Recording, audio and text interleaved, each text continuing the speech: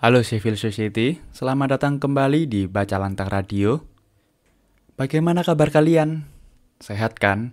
Semoga kalian semua diberikan kesehatan dan rezeki yang secukupnya.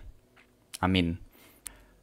Kali ini aku akan melanjutkan kembali novel cerita Calon Arang yang ditulis oleh Pramudia Anantatur. Dan kali ini kita telah memasuki chapter 7 dan langsung saja kita baca.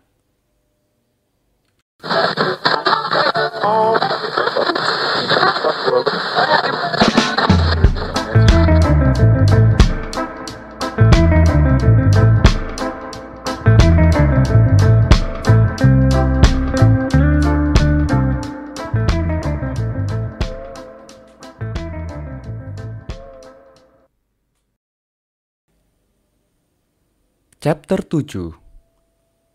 Wedawati kembali.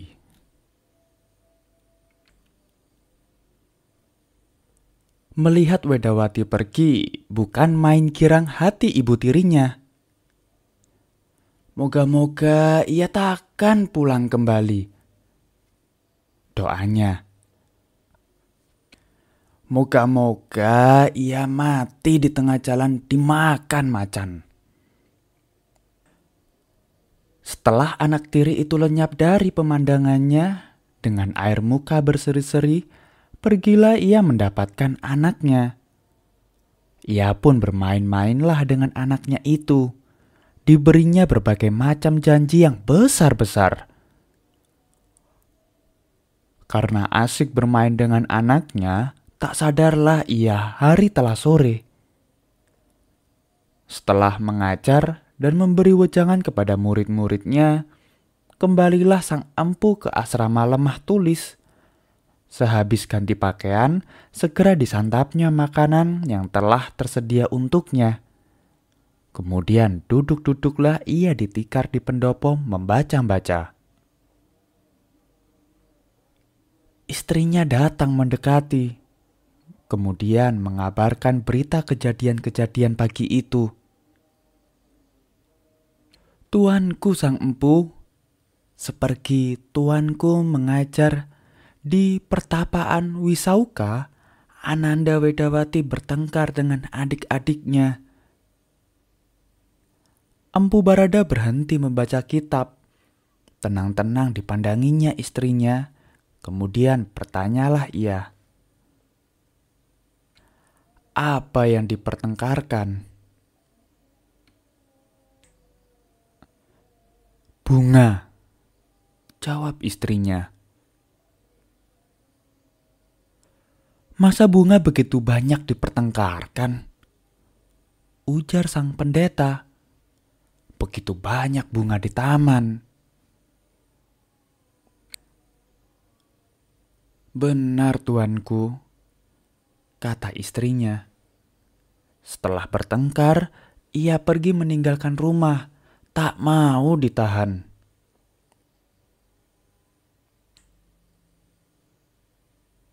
Di mana ia sekarang? Tidak tahu tuanku, belum pulang sampai sekarang. Segera sang empu bangun dari tempat duduknya, kaget benar ia. Cepat-cepat dikenakan kembali jubahnya, katanya pada istrinya. Baiklah, ku cari sendiri. Kemudian jalanlah ia mencari Wedawati. Cepat sekali jalannya. Sebentar-bentar ia bertanya pada orang di jalan. Ada engkau lihat anakku? Kemana perginya? Tiap orang yang mengetahui menjawablah dengan segera dan hormat. Sampai di padang rumput, sang empu sekarang. Anak-anak gembala masih banyak di sana. Pada salah seorang di antara mereka bertanyalah ia. Ada di antara engkau tahu kemana anakku pergi? Kak Wedawati yang cantik, tanya seorang pengembala. Yang menangis sepanjang jalan, tanya yang lain. Ya, itulah anakku Wedawati. Kemana dia? Tanya sang empu. Pergi keluar dusun, Bapak Empu. Seorang menjawab, lurus ke selatan, barangkali ke kuburan ibunya. Setelah mengucapkan terima kasih banyak-banyak, Empu Barada segera pergi. Cepat-cepat perginya. Langsung ke kuburan seperti yang ditunjukkan oleh anak-anak gembala. Waktu memasuki daerah pekuburan, langkahnya jadi lambat-lambat. Ia teringat pada mendiang istrinya yang dikuburkan di situ. Kuburan itu masih sunyi senyap, seperti tadinya juga. Pohon-pohon besar dan rindang menggeleng-gelengkan tajuknya bila angin datang meniup. Burung bernyanyi bersaut-sautan. Di pucuk pohon beringin beberapa ekor gagak meraung-raung. Dan sinar matahari yang telah tipis membuat kuburan itu bertambah gelap. Jangkrik sudah mulai berdering-dering. Hati-hati Empu Barada memandang ke kanan dan ke kiri. Kemudian terlihat olehnya Wedawati duduk terpekur di tanah di samping kuburan mendiang ibunya. Perlahan dan hati-hati ia mendekati. Ia tak mau gadis yang dikasih itu terkejut. Sesudah dekat benar, terdengar olehnya bisik Wedawati. Keadaan di rumah tak sebaik dahulu. Tak sebaik waktu ibu masih tinggal di sana. Sudahlah anakku, sudahlah. Bisik Empu Barada pada kuping anaknya. Bukan alang-alang kepalang kaget Wedawati. Waktu melihat ayahnya ada di sampingnya, segera orang tua itu dirangkulnya. Mengapa engkau pergi dari rumah, anakku? Tanya sang empu. Diajaknya Wedawati pulang dan gadis itu tidak menolak. Anak dan ayah pun berjalan pelan-pelan pulang ke asrama Lemah Tulis.